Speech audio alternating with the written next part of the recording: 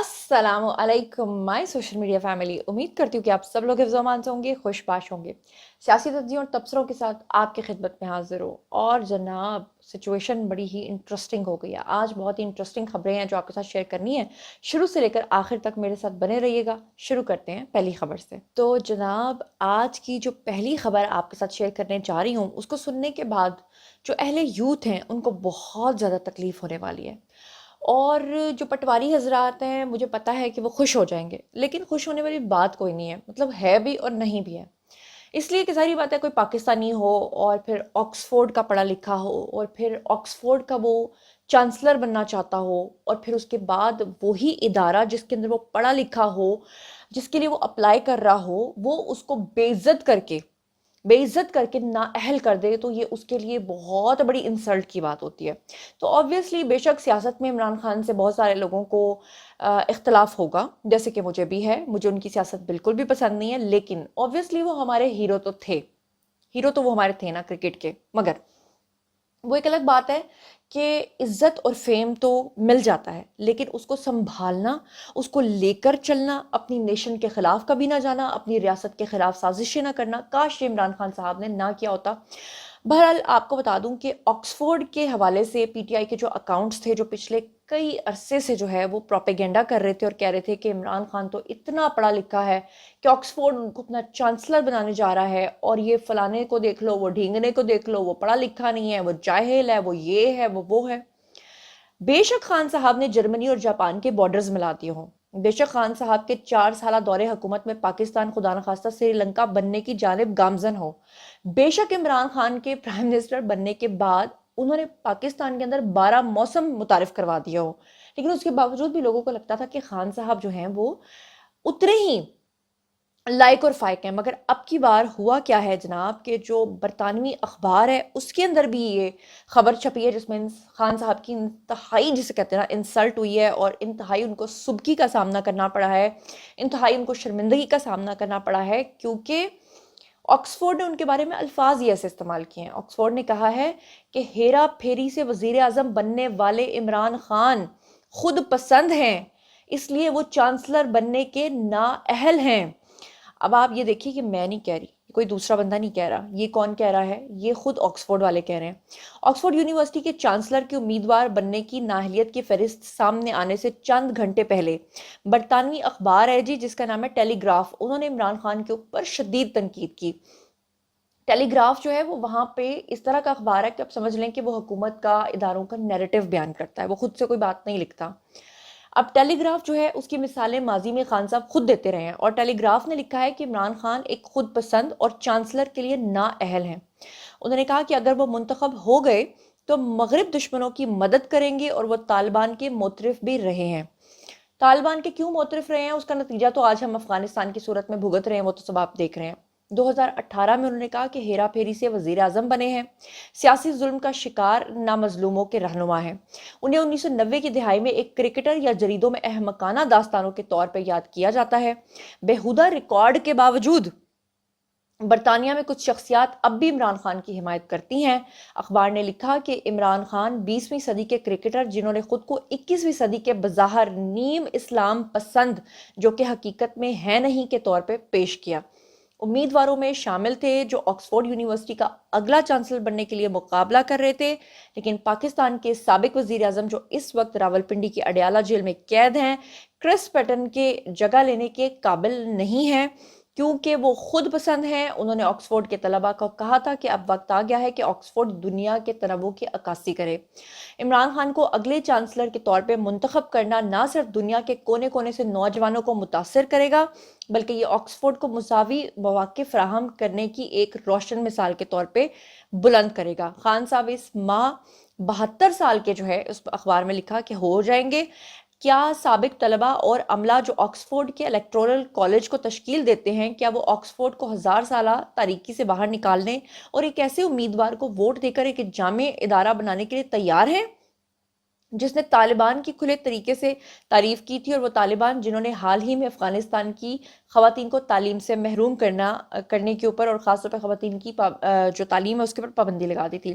کیا وہ ایک ایسی شخصیت کا انتخاب کر کے نوجوانوں کو متاثر کرنے کے لیے تیار ہے جنہوں نے 2012 میں طالبان کی مقدس جنگ کو ایک اسپتال میں جواز بخشا، جہاں ملالہ یوسفزئی کی زندگی بچانے والا جو ہنگامی علاج ہے وہ اس کو ملا تھا، اور وہ لوگ خان کو 1980 کی دہائی میں ایک کرکٹر یا چھوٹے میگزینوں میں اس کی احمقانہ داستانوں کے طور پہ یاد کرتے ہیں. اس کے علاوہ فائنینشل ٹائمز کی طرف سے بھی شائع ہونے کے بعد تحقیقات میں انکشاف کیا گیا تھا کہ خان صاحب نے مالی فراڈز کیے ہیں. یہ جو آج کل توشہ خانہ اور مختلف القادر یونیورسٹی والے کیسز چل رہے ہیں، اس کی وجہ سے بھی انہوں نے اخبار کے اندر لکھا. امریکی جیل میں 291 سال کی ممکنہ سزا کا سامنا کرنے والے ایک پاکستانی نے ایک فلاحی پلیٹ فارم کے ذریعے خان کی پارٹی کو لاکھوں ڈالرز کی رقم جو ہے وہ جمع کرائی تھی. اس چیز کا ذکر بھی اس کے اندر کیا گیا ہے. تو اب آپ یہاں سے سمجھ لیجئے. اور یہ جو لوگ کہتے ہیں نا کہ نہیں خان تو بڑا اسلامی تھا، وہ تو ریاست مدینہ بنانا چاہتا تھا اس لیے وہ طالبان کو سپورٹ کرتا تھا، نہیں، وہ اس لیے طالبان کو سپورٹ کرتا تھا کیونکہ طالبان پاکستان کے خلاف تھے، اور وہ آج بھی کیا کر رہے ہیں وہ آپ کے سامنے ہیں. اور جو لوگ یہ سمجھتے ہیں کہ خان صاحب ریاست مدینہ بنانے کے امین تھے، وہ بنانا چاہتے تھے، تو میں آپ کو بتا دوں کہ خان صاحب ریاست مدینہ اس لیے نہیں بنانا چاہتے تھے کہ وہاں پہ اسلامی نظام کو رائج کیا جائے، کیونکہ اگر ایسا ہوتا تو خان صاحب اپنے جلسوں اور دھرنوں کے اندر نعوذ باللہ کبھی بھی عورتوں کو ناچنے کی اجازت نہ دیتے. بلکہ خان صاحب ریاست مدینہ وہ بنانا چاہتے تھے جس کے اکارڈنگلی ہمارے جو نبی آخر الزماں صلی اللہ علیہ وسلم ہیں ان کے ساتھ یہودیوں کا ایک معاہدہ ہوا تھا، جس میں ان کو کہا گیا تھا کہ آپ کو جان کی امان ہے اگر آپ رہتے ہیں، یعنی اگر یہودی جو ہیں وہ مدینہ کے اندر رہتے ہیں تو آپ کو جان کی امان ملے گی. یہ تھی وہ ریاست مدینہ جو خان صاحب بنانا چاہتے تھے.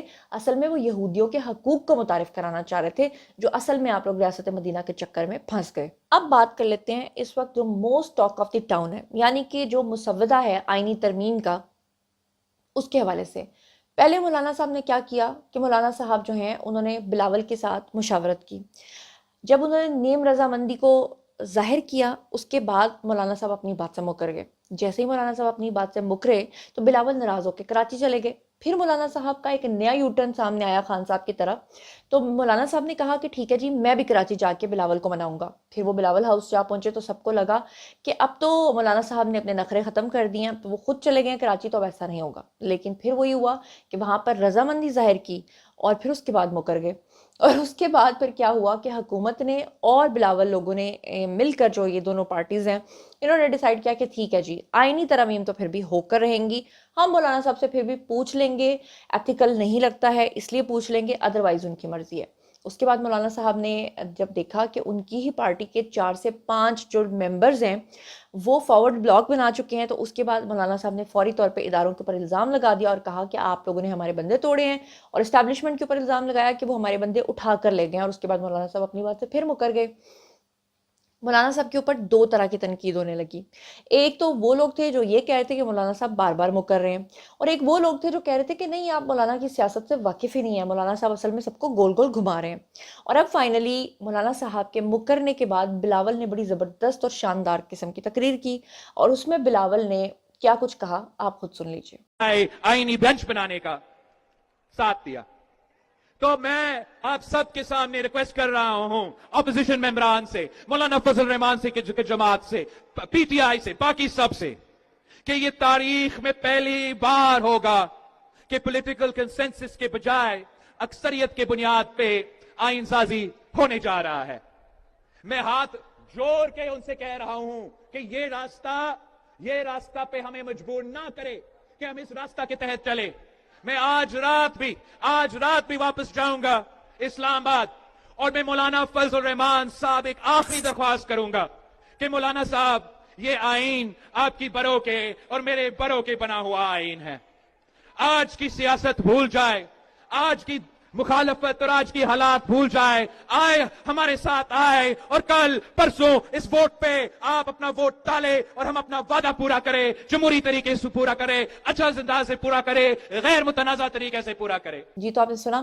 اب بلاول کا یہ جو انداز تھا نا، بڑا دبنگ اور بڑا زبردست سٹائل. آج کل بلاول جو ہے نا وہ اردو بھی بڑی اچھی بول لیتے ہیں، بس جاتا ہے اور جاتی ہے کا فرق جو ہے نا وہ تھوڑا کم ہے، باقی بہت اچھا بول لیتے ہیں. اور بڑے دبنگ سٹائل میں انہوں نے کہا کہ بھائی اب کی بار بھی ہم پوچھیں گے ضرور، لیکن کریں گے وہ جو لوگ یہ سمجھتے ہیں کہ آئینی ترامیم کو ہم لوگ جو ہے وہ پاس نہیں کروا سکتے. اور ایک اور بات بلاول نے بڑی زبردست کی، اور اس میں انہوں نے یہ کہا کہ ہمارے آگے یہ شرط رکھی گئی تھی کہ جسٹس قاضی فائز عیسیٰ کو نہیں رکھنا، ان کو فارغ کرایا جائے. جبکہ جسٹس قاضی فائز عیسیٰ کے بارے میں بلاول نے جو الفاظ استعمال کیے وہ تاریخی الفاظ ہیں، اور واقعی جسٹس قاضی فائز عیسیٰ جیسا وہ کہتے ہیں نا کوئی نہیں جمیا، کوئی ہے ہی نہیں ان کا، کوئی نعم البدل ہی نہیں فی الحال، جتنے وہ انصاف پسند ہیں. اور ویسے بھی قائد اعظم محمد علی جناح کے دوست رہے ہیں ان کے والدین، اور قائد اعظم محمد علی جناح تو ان کے گھر پہ سٹے کیا کرتے تھے. بہرحال اب میں آپ کو بتاؤں کہ فائنلی پھر کیا ہوا کہ بلاول نے جب اتنی سخت تقریر کی تو اس کے بعد وہ پھر آخری چانس کے طور پہ ایک مرتبہ بلاول جو ہیں وہ گئے. انہوں نے عمر ایوب سے بھی ایک ملاقات کی سرسری، بیرسٹر گوہر سے بھی ملاقات کی، اور مولانا فضل الرحمان کے تو گھر چلے گئے اور جا کے مولانا کو سمجھانے کی کوشش کی کہ مولانا صاحب باز آ جاؤ، نہ کرو، رہن دیو. اب آگے پھر مولانا صاحب کی اپنی مرضی ہے، اور اگر مولانا صاحب تاریخ میں غلط سائیڈ پہ اپنا نام لکھوانا چاہتے ہیں تو پھر کوئی کسی کو کیا کہہ سکتا ہے. ایک تو ہوتا ہے نا کہ آپ اللہ سے ہدایت مانگتے ہو تو اللہ آپ کو ہدایت دیتا ہے، ایک کبھی کبھی دی ہوئی ہدایت بھی اللہ چھین لیتا ہے. یہ تو مجھے کچھ ایسا ہی نظر آ رہا ہے. بہرحال آپ کو یہ بتا دوں کہ بلاول بھٹو کی جو اپوزیشن لیڈرز یعنی بیرسٹر گوہر اور ان کے ساتھ جو ملاقات ہوئی ہے وہ کس پہلو پہ ہوئی ہے، تو اس کے آپ کو بتا دوں کہ عمر ایوب اور بیرسٹر گوہر سے سرسری ملاقات گزشتہ روز جو ہے وہ قومی اسمبلی کے ہال میں ہوئی تھی، جہاں بلاول بھٹو اپوزیشن لیڈر اور قومی اسمبلی کی نشست کے اوپر آئے تھے، اور انہوں نے پی ٹی آئی رہنماؤں کے ساتھ آئینی ترمیم کے اوپر بات بھی کی تھی، اور آئینی ترامیم کے مختلف پہلو کے بارے میں بیرسٹر گوہر کے سامنے جو ہے وہ مختلف پہلو بھی رکھے تھے. اور ذرائع کا کہنا یہ ہے کہ بلاول بھٹو زرداری نے فلسطین کے اوپر آل پارٹیز کانفرنس سے متعلق بھی بات چیت کی، اور شہباز شریف اور بلاول بھٹو زرداری رات گئے ان کی رہائش گاہ پر بھی گئے مولانا فضل الرحمان کی، ان کو بھی منایا. آگے پھر تہاڑی اپنی مرضی ہے، مننا منو، نہیں مننا تو تہاڑی مرضی ہے. یعنی کہ جو لوگ یہ سمجھتے ہیں کہ ہم لوگ جو ہے نا پنجابی میں کہتے ہیں اس میں اڑچ ڈالیں گے، یعنی کہ اس میں ہرڈل ڈال دیں گے، مطلب ہم یہ ہونے نہیں دیں گے، تو یاد رکھیے کہ یہ ہو جانے کے لیے جو معاملات ہیں وہ پہلے سے سیٹل ہو چکے ہیں. یہ تو ایک اخلاقی فرض تھا حکومت کا بھی اور پیپلز پارٹی کا بھی کہ وہ ان سے پوچھتے، آگے ان کی مرضی. ایک اور بڑی خوشخبری آپ کے ساتھ شیئر کرنے جا رہی ہوں. ڈاکٹر عافیہ صدیقی کے بارے میں تو آپ لوگ جانتے ہیں کہ وہ کتنے عرصے سے ناحق جیل کاٹ رہی ہیں، وہ بھی پردیس میں بیٹھ کر، اور ان کے ساتھ جو کچھ ہو رہا ہے. اس کے بارے میں خان صاحب کی حکومت آنے سے پہلے وہ لوگ دعوے تو بہت کرتے تھے، لیکن حقیقت یہ ہے کہ خان صاحب جو ہیں جب یہ ٹرمپ سے ملاقات کرنے کے لیے گئے تھے، جب یہ کشمیر کا سودا کر کے آئے تھے، اور وہاں پر صحافیوں نے جب عمران خان سے کہا کہ آپ امریکہ میں آئے ہیں، آپ ٹرمپ کو مل رہے ہیں، کیا آپ عافیہ صدیقی کے بارے میں بات کریں گے، تو خان صاحب نے بہت برے طریقے سے ان صحافیوں کو جھٹک دیا تھا اور کہا تھا کہ مجھ سے کشمیر کے ٹاپک پہ اور مجھ سے عافیہ صدیقی کے ٹاپک پہ کوئی بات نہ کرے. تو اب جناب شہباز شریف نے ایک بہت بڑا قدم اٹھایا ہے. عافیہ صدیقی کی رہائی کے مطالبے کے طور پہ انہوں نے امریکی گورنمنٹ کے سامنے جو ہے وہ خط رکھ دیا ہے، اور امریکی صدر کو انہوں نے خط میں جو درخواست کی ہے اس میں انہوں نے کہا ہے کہ ہم جو انسانی ہمدردی کی بنیادیں ہیں ان کے اوپر جو ہے وہ یہ درخواست دی کی جائے اور عافیہ صدیقی کو رہا کر دیا جائے. وزیر اعظم نے امریکی صدر سے عافیہ صدیقی کے معاملے پر مداخلت کی درخواست کی ہے. عافیہ صدیقی کو 86 سال کی سزا سنائی گئی تھی اور 16 سال کی سزا وہ کاٹ چکی ہیں.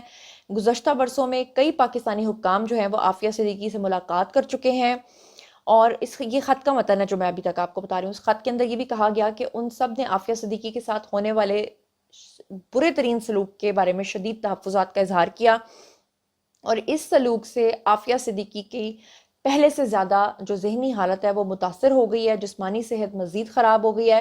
در حقیقت انہیں خدشہ ہے کہ عافیہ صدیقی اپنی زندگی خود ختم کر سکتی ہیں، یعنی وہ اتنی تنگ آ گئی ہیں.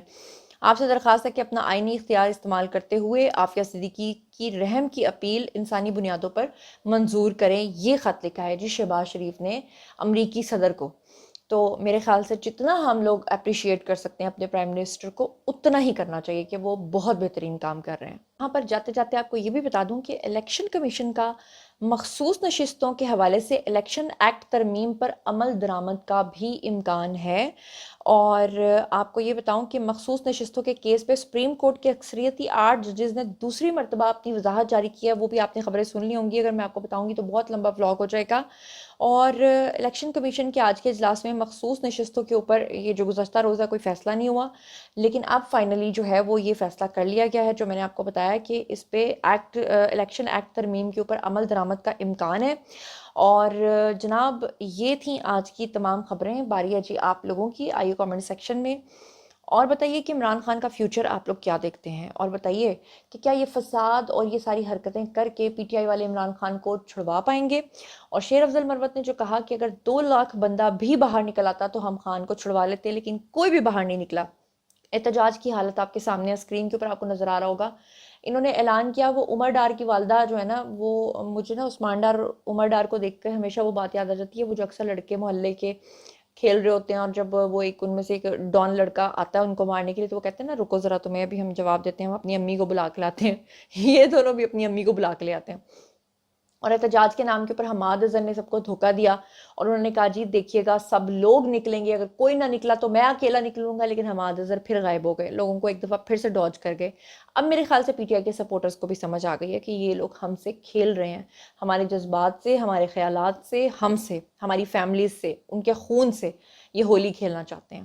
ہولی کا لفظ ایگزمپٹ کر دیجئے۔ تو اسی کے ساتھ مجھے دیجیے اجازت اور اپنا بہت خیال رکھیے گا اور بتائیے گا کہ اس بارے میں آپ کیا سوچتے سمجھتے ہیں۔ اللہ نے کے بعد